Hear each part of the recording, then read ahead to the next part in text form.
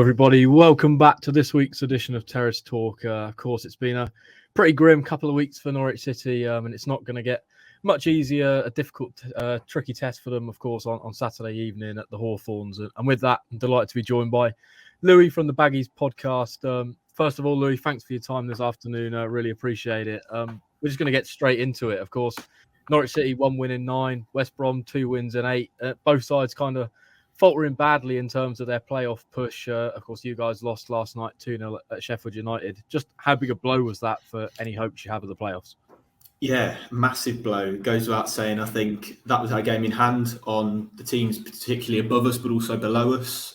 We thought that might be a massive opportunity. It was a little bit of a bonus, I think we thought of it as. Obviously, Sheffield United went up last night with that win. If we could have got 3 points, it would have been, real bonus for us. We weren't really going into it expecting to win.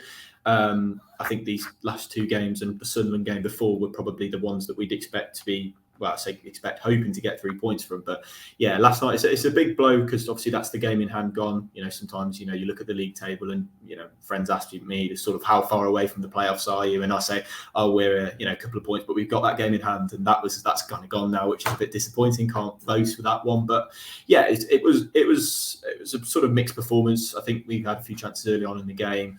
Ultimately, we sort of faded out, and Sheffield United eventually showed their quality, especially with the two chances they had. They stuck them both away. But yeah, it's a big blow. But I think our focus was, in terms of playoff positions, we're on getting 3 points against Sunderland, which obviously didn't happen, but against yourselves and Swansea, really.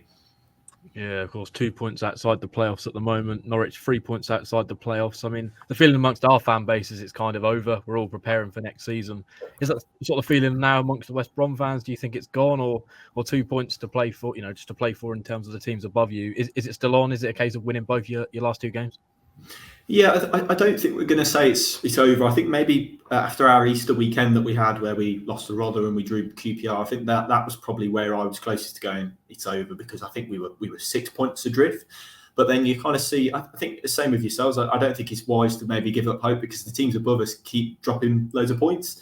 You see Millwall not on a great run themselves. Sunderland are doing pretty well, to be fair to them. But ultimately, and Coventry, dropping points here and there, and Blackburn too. So yeah, I think with the teams above us persistently dropping points, I don't think we can say it's over until that final whistle goes on the end of the season, or till it's mathematically confirmed. I think ultimately, especially with the opponents that we've got, obviously yourselves and Swansea, who are all sort of just below us in the playoff race, I think we can't really write it off just yet. But certainly in terms of that game in hand disappearing, that's a bit of a disappointment that we haven't really got that to fall back on. So yeah, I think it's not in our hands for neither of us at the moment, but especially as we had it in our hands, I suppose, if we were to win last night. But yeah, I think as long as it isn't mathematically confirmed, we're kind of keeping a hope that we can just string two results together like we did against Stoke and against Blackpool. We just managed to pull 2 wins out of the bag, and ultimately we were in the top 6 by the end of those games. So it's funny the way the Championship happens. It happens every year. We just randomly pick up points here and there. But yeah, I don't think we're quite giving up hope yet. But I suppose that Saturday could all go to pot, to be honest, if we lose.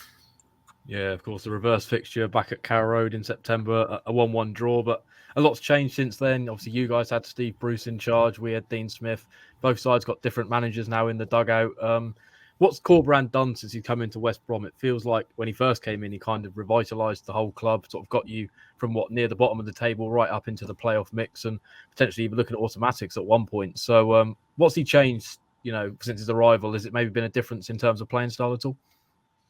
I think defensively is the main thing for us. We were leaking goals left, right and centre. That was a ridiculous start under Steve Bruce, where we'd conceded it first in the first 20 minutes of almost every game, which was absolutely baffling as to how a team with, I'd say pretty decent standard Championship defenders could continue, that sort of form. And I think Corberán coming in, he's dropped the defensive line, so we were playing a really high line under Steve Bruce, which I think didn't help. The defenders we've got, Eric Peters, Dara O'Shea, Connor Townsend, are not quick players by any means. So them trudging after attackers, after having the ball lofted over them, is never going to be a good combination, especially in the nature of the Championship, with how fast and high intensity everything can be. So we're really struggling with that. So he's dropped the defensive line a bit, which has helped, and we've got some very good box defenders. So when the ball comes into the box, we're very good at heading it clear, getting getting first contact with that. So I think he's kind of used those strengths and heightened that. I think we're playing a bit more possession-based football than we were under Bruce. I think we're playing up from the back. We're very more structured, really, with our build-up play. We seem to be getting lots of players in and around the ball, lots of players wanting to take the ball on, which is a bit of a difference from Bruce, who wanted us to play out from the back, but also didn't want to kind of coach those build-up play patterns, which was quite obviously difficult for the players to not know where you're kicking the ball next. So yeah, those are the two main differences. The other main difference is I think Bruce was struggling to grind out a win, whether it be the first 3 wins under Corberan were all 1-0. They were all pretty scrappy, horrible games, but he just managed to get the victory out of them by defending well. And I think that's where Bruce kind of fell for me, which was where we'd score and then we go and concede 3 afterwards. There was no grinding out a result. There was no kind of seeing out a game. That was the most difficult thing for me to watch as an Albion fan, is just to see us throwing away leads left, right and centre. So with Corberan, I think defensively the main thing, obviously some slight, nice football being played from time to time when we've got an opposition that we feel we can do that against. But ultimately, I think Bruce was conceding too many goals, that just quite simply, and we weren't seeing out games, which I think Corberan's come in. He's clearly worked with the defence and midfield to try and reduce that gap that the players picking up space in. And yeah, ultimately it's led to results, which I think is the most important thing and obviously we were 23rd, I think, when Corberan took over, and we spiralled up the league. So that's the main thing, obviously keeping us up was the first job, but to get us back into the playoff race, we're ultimately buzzing with, really. Yeah, before I get your thoughts on the game, just want to sort of work out who's the key man in the West Brom squad. Of course, lots of Championship experience throughout your ranks, the likes of, Wallace, Swift, I could go on, but maybe who's been the man who stood out this season, sort of particularly in sort of the good spells? Maybe is there a player that Norwich fans should be fearful of? So I've been a big fan of Jason Malumbi in midfield this season. He's come on leaps and bounds. We used to know him sort of last season as a bit of just like a terrier in midfield. He used to just run around, pick up bookings left, right and centre, chopping people down, just be that sort of player, nasty player in midfield. But this season, I think, under Bruce as well, but under Corberan more so, he's become a bit more of a ball player. He's got his foot on the ball. He's got into forward areas and shown a bit of quality that way. I think he's got 4 goals, 4 assists this season, which is really good for, I suppose he's a deeper midfielder, but he's really showed a bit of an extra side to his game. I think we all sort of knew him last season a bit erratic in possession. He was kind of lobbing the ball away at every opportunity, lumping the ball over the defence, no real composure on the ball. And I think he's worked on that, and he's been a key asset alongside Okoye Kushlu, who's been really good as well. We had him in the Premier League on loan, and we signed him permanently at the start of the season.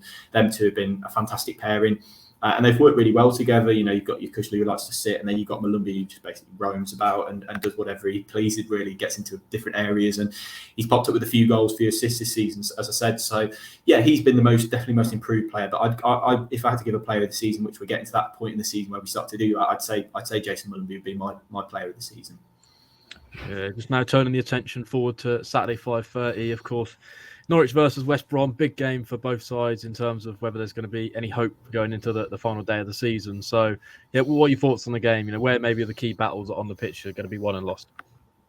Yeah, I think we're very similar in terms of sort of the mentality at the moment. I think kind of this, I don't want to say fragile, because obviously not a Norwich fan, don't watch too much, but it seems a little bit fragile with both teams at the moment. It seems like a loss kind of makes or breaks, players' attitudes, confidence, that kind of thing.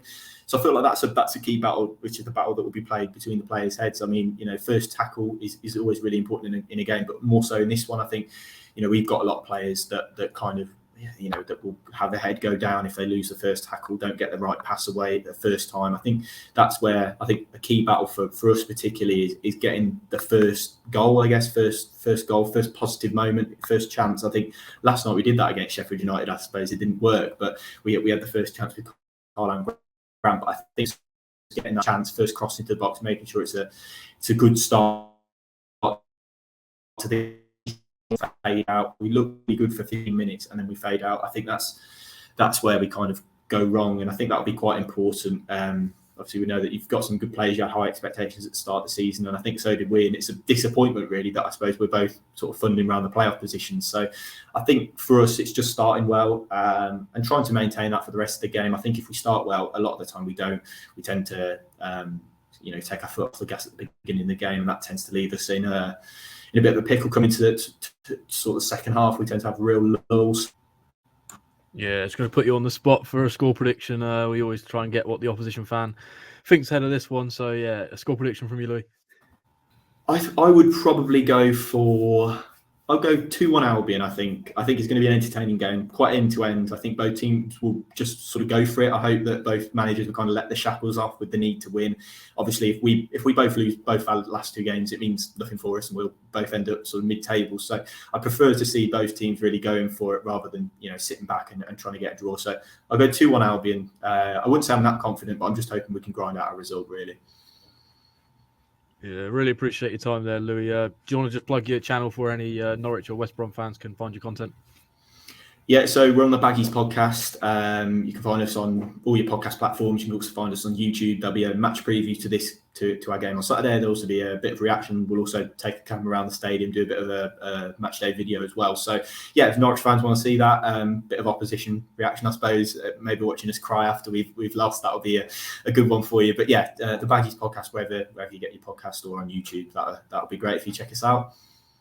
There we go. That will round off this week's edition of Terrace Talk. Of course, lots of other great content across our channels. We'll shortly be speaking to David Wagner. So by the time you're watching this, his press conference will be up, so you can hear all the latest team news preview ahead of this one. Of course, yeah, it is kind of do or die for both sides on Saturday. Whichever side loses, that will end their season. So we'll be at the Hawthorns on Saturday. Join us at 4:30 for team news, and we'll have all the coverage across the Pink and the Pink and Plus app. So yeah, that will round off this week's show.